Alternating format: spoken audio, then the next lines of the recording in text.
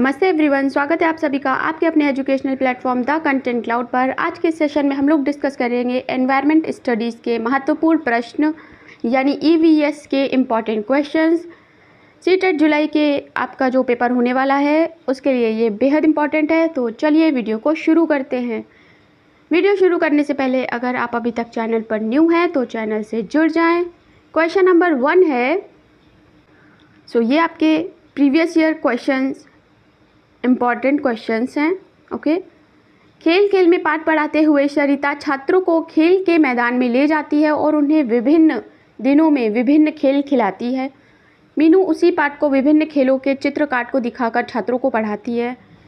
छात्रों की अधिकतम भागीदारी के लिए कौन अधिक प्रभावी रणनीति का उपयोग कर रहा है? आपको बताना है सरिता, मीनू या फिर ये परिस्थिति यानी सिचुएशन पर निर्भर करता है। सरिता या मीनू दोनों, कौन सा ऑप्शन करेक्ट है आपको बताना है। ऑप्शन नंबर 1 सरिता आपका एकदम सही है। बच्चों को मैदान में ले जाकर प्रैक्टिकली उन्हें खेल खिलाना या उन्हें किसी एक्टिविटी में इन्वॉल्व करना ज़्यादा अच्छा लगता है, उन्हें ज़्यादा पसंद आता है। ऑप्शन नंबर 1 सही हो जाएगा। नेक्स्ट है, एक ईवीएस की कक्षा में एक शिक्षक चर्चा करता है कि मक्खियाँ बीमारियाँ फैलाती हैं। चर्चा के लिए कौन सा बेस्ट उपयुक्त आपका अधिगम का संसाधन होगा आपको बताना है। अखबार, फ्लैश कार्ड, स्लोगन या फिर पोस्टर। ऑप्शन नंबर 4 आपका जो पोस्टर है ये एकदम सही हो जाएगा। ओके, बढ़ते हैं अपने अगले सवाल की ओर। नेक्स्ट है, उपाख्यानात्मक अभिलेख में इनमें से क्या नहीं होना चाहिए आपको बताना है। समस्याओं पर केंद्रित होना, निर्णायक होना या आपका बच्चों की शक्ति और कमजोरियों की पहचान करना या फिर बच्चों की रुचि और जिज्ञासा की पहचान करना। आपको बताना है इनमें से कौन से जो पॉइंट्स हैं आपके ABCD में से सही हैं। करेक्ट आंसर इसका हो जाएगा A and B both. Option number 1 is the correct answer. Next question है, जब शिक्षक पर बल देते हैं तो छात्रों में अवधारणात्मक समझ में सुधार होता है। संवाद में, लिखित एवं मौखिक परीक्षा में, पाठ्य पुस्तकों या फिर प्रतियोगिता, किस में सुधार होता है? करेक्ट आंसर है फर्स्ट ऑप्शन, संवाद। क्वेश्चन नंबर 5 है, पर्यावरण अध्ययन के क्षेत्र में शामिल है। पर्यावरण अध्ययन के क्षेत्र में क्या शामिल है आपको बताना है। औपचारिक, अनौपचारिक, औपचारिक, अनौपचारिक, बोथ या फिर विद्यालय शिक्षा यानी फॉर्मल, इनफॉर्मल या फिर बोथ या फिर विद्यालय शिक्षा यानी school education, schooling. Option number 3 आपका एकदम सही हो जाएगा। फॉर्मल एंड इनफॉर्मल दोनों प्रकार की जो एजुकेशन है वो इम्पॉर्टेंट है EVS के लिए। नेक्स्ट क्वेश्चन है, छठा प्रश्न है, क्वेश्चन नंबर 6 है, एक पर्यावरण अध्ययन शिक्षक होने के नाते आप अपनी कक्षा के औसत छात्रों के लिए क्या करेंगे?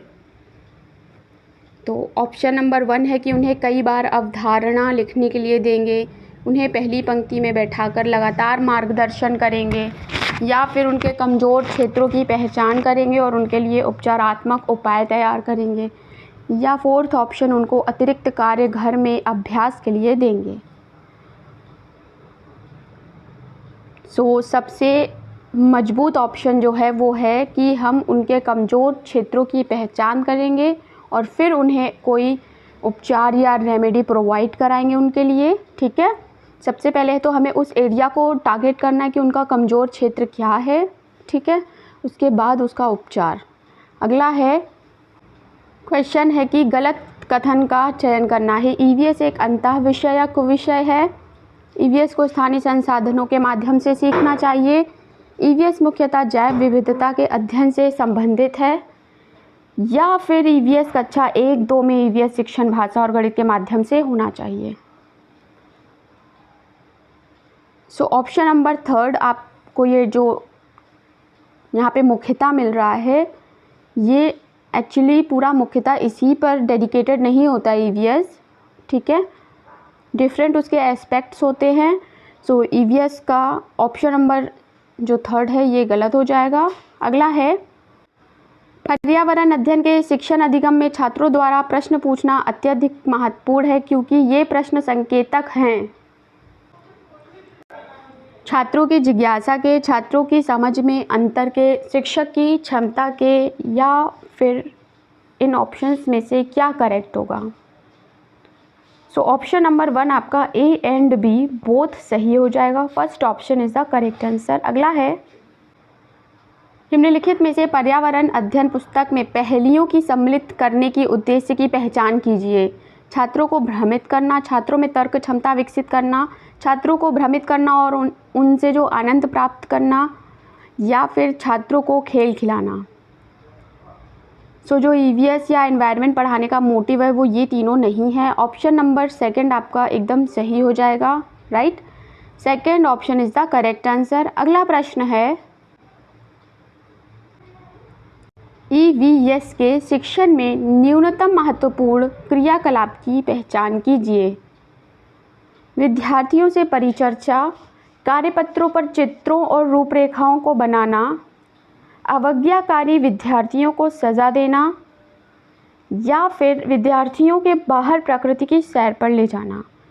सो जो न्यूनतम महत्वपूर्ण है यानी लीस्ट इम्पॉर्टेंट है जो, वो है आपका ऑप्शन नंबर थर्ड, उनको सज़ा देना। ठीक है, ये हमारे लिए इम्पॉर्टेंट नहीं होता है, राइट। नेक्स्ट क्वेश्चन है 11 नंबर है कि आकर्षक एवं प्रासंगिक अनुदेशात्मक सामग्री का उपयोग सहायक है क्योंकि वे सभी ज्ञानेंद्रियों को सक्रिय करते हैं, अधिगम को अधिक अर्थपूर्ण बनाते हैं, शिक्षकों को शिक्षण अधिगम प्रक्रिया में सहायता करते हैं, या फिर विद्यार्थियों का ध्यान आकर्षित करते हैं। कौन सा ऑप्शन करेक्ट हो जाएगा। सो ऑप्शन नंबर सेकंड यानी अधिगम को अधिक अर्थपूर्ण बनाते हैं, ये एकदम सही हो जाएगा। अगला प्रश्न है क्वेश्चन नंबर 12, एक ईवीएस शिक्षक के द्वारा प्रयुक्त होने वाली भाषा क्या है, आपको बतानी है। औपचारिक एवं परिभाषाओं पर बल देने वाली, बच्चों के लिए कठिन होनी चाहिए ताकि वे समझ ही ना पाएँ, बच्चों की दैनिक रोजमर्रा की भाषा से संबंधित होनी चाहिए, या फिर प्राविधिक प्राकृतिक होनी चाहिए। आपको बताना है जो ईवीएस के टीचर्स लैंग्वेज या समझाने के लिए जो भाषा का उपयोग करते हैं वह कैसी होनी चाहिए। तो इसका आपका करेक्ट आंसर हो जाएगा थर्ड वाला, वो भाषा जो बच्चों को समझ जाए, उनके डेली जो लैंग्वेज है उससे रिलेटेड हो, ऐसी भाषा का उपयोग करना चाहिए। अगला है यानी third option is the correct answer. Next है क्वेश्चन नंबर 13 है, पर्यावरण अध्ययन में निम्नलिखित में से कौन से समस्या समाधान के गुण हैं, सृजन, चयन, भाषण या फिर लेखन। सो इस क्वेश्चन का करेक्ट आंसर हो जाएगा ऑप्शन नंबर 1 यानी ए और बी दोनों, सृजन और चयन दोनों।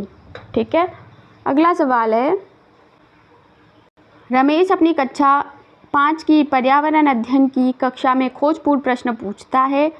उपर्युक्त उद्देश्य विद्यार्थियों के किस कौशल के विकास के नहीं है, प्रदर्शन, अवलोकन, रचनात्मक या फिर श्रवण। तो आपको बताना है कि इनमें से कौन सा ऑप्शन नहीं है। सो ये प्रदर्शन कौशल आपका करेक्ट आंसर नहीं है, यानी option number 1 is the correct answer.